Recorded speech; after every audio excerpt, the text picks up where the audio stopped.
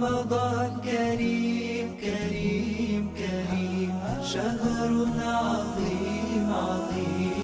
السلام علیکم ورحمۃ اللہ وبرکاتہ. الحمدللہ والصلاۃ والسلام علی رسول اللہ. ہم کل بات کر رہے تھے صدقے کی فضائل کے اوپر. بات جاری ہے. صدقہ ایک بہت بڑے اعمال میں سے ایک عمل ہے. میں نے کل یہ عرض کیا تھا کہ اللہ سبحانہ و تعالیٰ نے قرآن پاک کے اندر فرمایا کہ کچھ بندے ایسے ہوں گے جنہوں نے زندگی میں اعمال نہیں کیے ہوں گے اچھے. جب ان کی موت کا وقت آئے گا تو اللہ سے مہلت مانگیں گے، اور یہ مہلت مانگیں گے کہ یا اللہ میں آپ کے راستے میں خرچ کر پاؤں. یہ اتنا بڑا عمل ہے. اس سے برکتیں نازل ہوتی ہیں. ایک کا بدلہ اللہ سبحانہ و تعالیٰ نے کئی گنا رکھا ہے.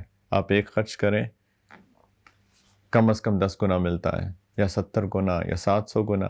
اور رمضان میں اس کو اور ملٹیپلائی کر دیں. رمضان میں تو ہر نفل کا اجر ویسے ہی 70 گنا اور فرض کے برابر ہو جاتا ہے.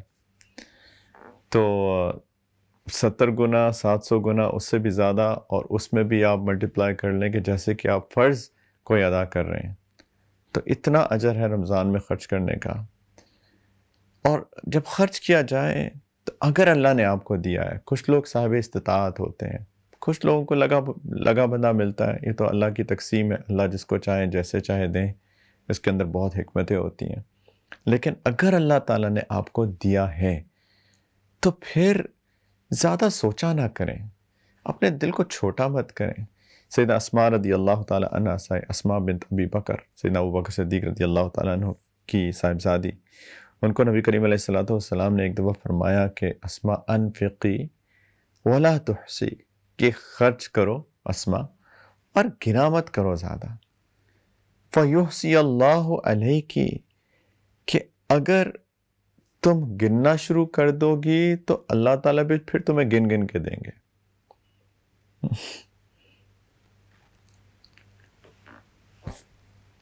اگر چاہتے ہیں کہ اللہ تعالیٰ بھی ہمیں بے شمار دیں تو ہم بھی خرچ کرتے وقت زیادہ گنا نہ کریں. ایک اور حدیث مبارکہ ہے.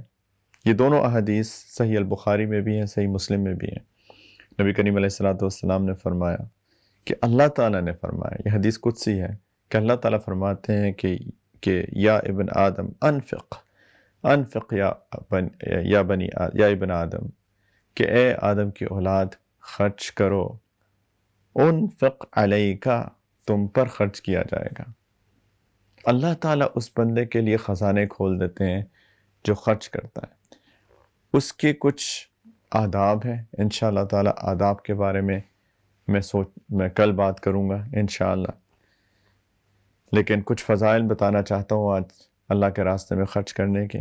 نبی کریم علیہ السلام نے فرمایا، ترمذی شریف کی روایت ہے، کہ السخی قریب من اللہ قریب من الجنت قریب من الناس، کہ جو سخی آدمی ہوتا ہے وہ اللہ کے بھی قریب ہوتا ہے، جنت کے بھی قریب ہوتا ہے، اور لوگوں کے بھی قریب ہوتا ہے. لوگ بھی اس سے خوش ہوتے ہیں. بعید من النار، اور جہنم سے بہت دور ہوتا ہے. والبخیل بعید من اللہ بعید من الجنت بعید من الناس، اور جو خرچ نہیں کرتا، بخیل ہوتا ہے، وہ جنت سے بھی دور ہوتا ہے، لوگوں سے بھی دور ہوتا ہے، اور اللہ سے بھی دور ہوتا ہے. قریب من النار، اور جہنم کے بہت قریب ہوتا ہے. وَلَجَاهِلٌ سَخِيٌّ أَحَبُّ إِلَى اللَّهِ مِنْ عَابِدٍ بَخِيلٍ.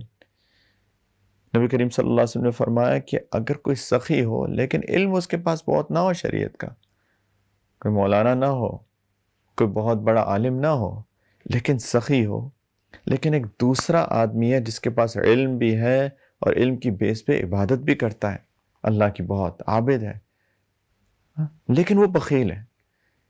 نبی کریم صلی اللہ علیہ وسلم نے فرمایا ان دونوں میں سے اللہ زیادہ محبت فرماتے ہیں اس شخص سے جس کے پاس علم تو اتنا نہیں ہے، شاید بنیادی علم ہے، لیکن سخی ہے. اللہ تعالیٰ اس سے زیادہ محبت فرماتے ہیں. اللہ اکبر. اللہ کی محبت ملتی ہے. ایک جگہ نبی کریم علیہ السلام نے قسم کھا کے فرمایا. دیکھیں نبی کریم صلی اللہ علیہ وسلم صادق ہیں، سچے ہیں. اللہ نے ان کو سچا بنایا ہے، امین ہے، وہ صرف بات کر دیتے کافی تھا۔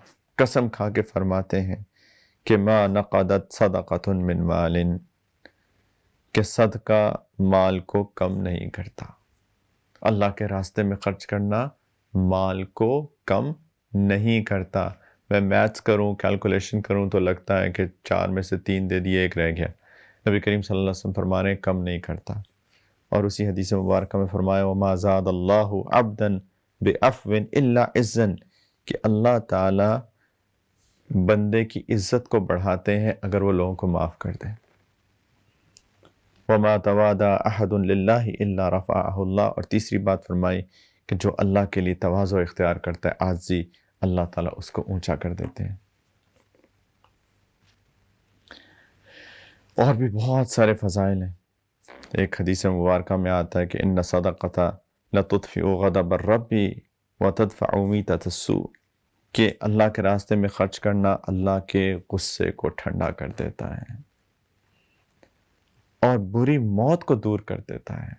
یعنی شقاوت کی موت نہیں مرتا یہ بندہ ایمان کی موت مرتا ہے جب اس کا وقت آئے گا۔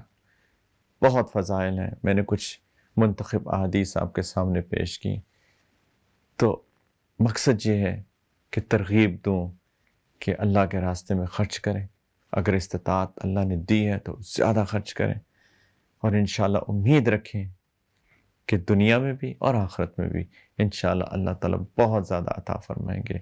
یہ موضوع جاری ہے، انشاءاللہ تعالیٰ کل ہم بات کریں گے کچھ آداب کے بارے میں، اور ساتھ میں کہ کون سی جگہ ہیں جہاں پہ خرچ کرنا آپ کو زیادہ نفع دے سکتا ہے۔ انشاءاللہ اللہ تعالیٰ آپ کے سارے اعمال کو اس رمضان میں بھی اور رمضان سے باہر بھی قبول فرمائے۔